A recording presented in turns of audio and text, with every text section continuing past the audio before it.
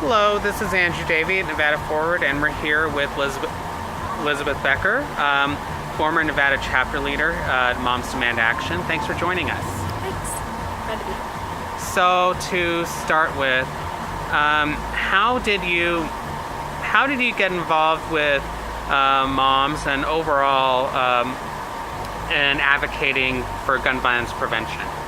Well, it wasn't my area of expertise, I would say. I'm an environmental studies person, but I was friends with a local activist that you may be familiar with, Sue Brooks, and she often invited me to different activities and progressive causes, and she asked me to come to a gun violence prevention meeting with her, and I said sure.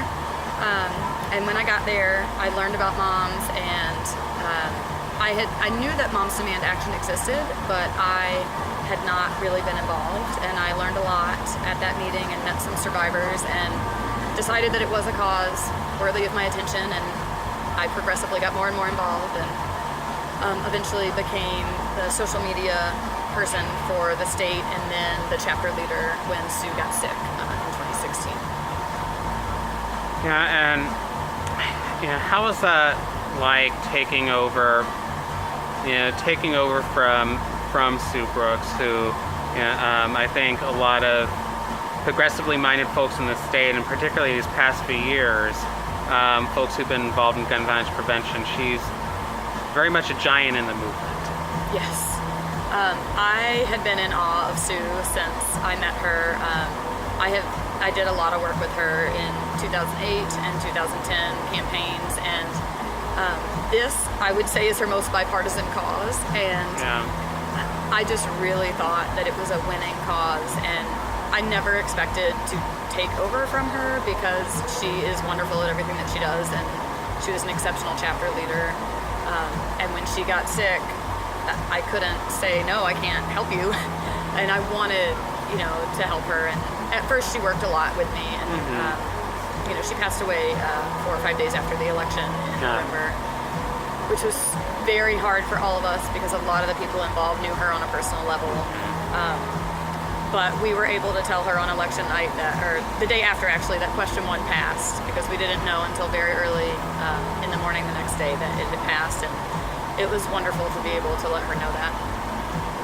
And you bring up question 1, which is the background checks initiative, which indeed passed last year, yet as of now, it's still not being enforced. This is true.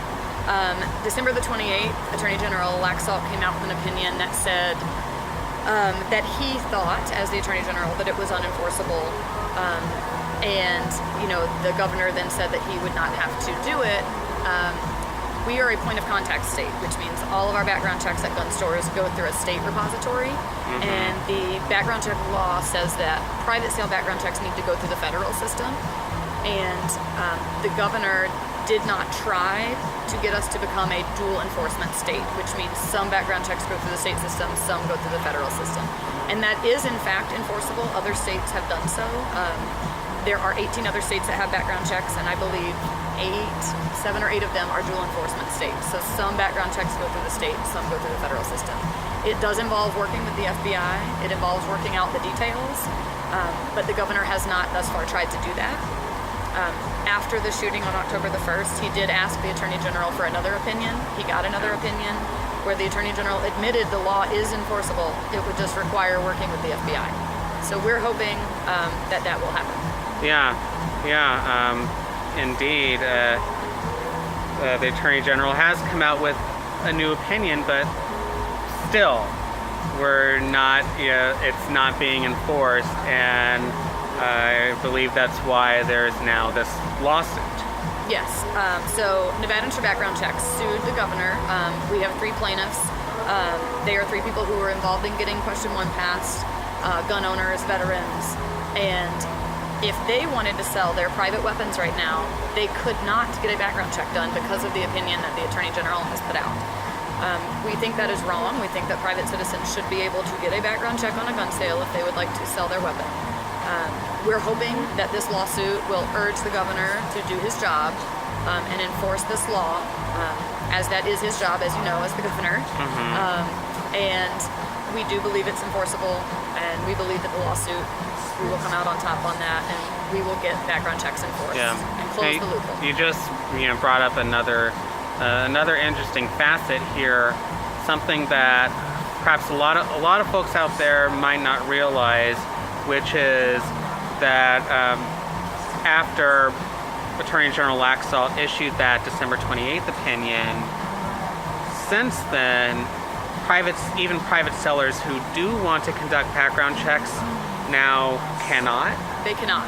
So because the law says it has to go through the federal system, there isn't a way for gun stores to put those checks through the federal system because they use the state system currently.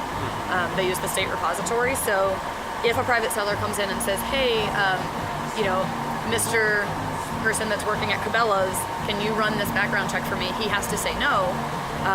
Because the Attorney General has said that he has to say no, basically. That's what that opinion said.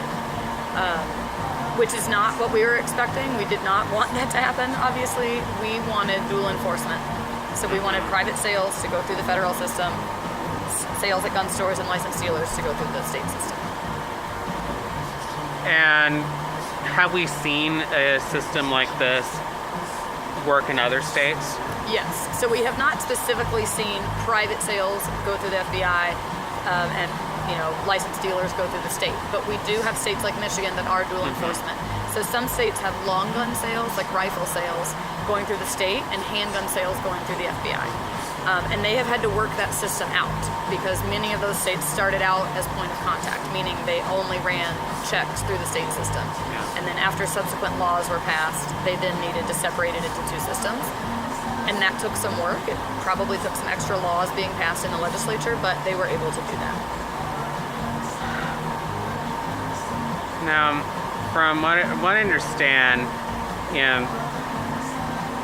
your background, your own history is not that of someone,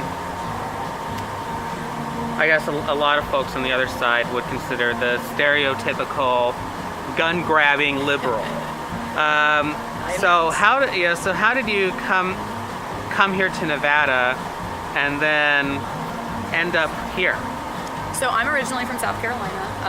Most members of my family own weapons. There's a lot of hunting where I'm from. I have indeed seen a gun in my lifetime. I have shot a gun in my lifetime. I'm married to someone who was in the Air Force. Clearly, he is familiar with weapons. My stepson was in the Army and currently owns weapons. I am not an anti-weapon person. I'm not an anti-Second Amendment person. I have never thought that no one should have weapons. What I believe is there are some people who we have deemed as a society to be too dangerous to have weapons. Convicted felons of dangerous crimes, domestic abusers, people adjudicated mentally ill who are a danger to themselves or others. And as a society, we have agreed that those people shouldn't have weapons. And I think that, for instance, this background check loophole, where someone can walk into a gun show, ask different sellers if they're private sellers, find the one who is a private seller and say, do you run a background check? And when the person says no, say, great, I'd like to buy a weapon. I think what that does is it allows criminals who know that they are convicted felons or otherwise prohibited purchasers to go in and buy weapons. And I think that the vast majority of people agree with me that that's not right. I think people should be able to defend their homes. I think they should be able to hunt. I think they should be able to shoot for fun. I don't think that people who are dangerous should have easy paths to get weapons. And then finally, it's been just over 2 weeks since the shooting. It's been just over 2 weeks since we experienced the deadliest mass shooting in American history right here in Nevada. And yet, we are in the situation where our own state background checks law still isn't being enforced. And after a couple days of rumors and possibilities that maybe Congress will do something on the bump stock device that the shooter used, we are back in the situation where Congress might not do anything.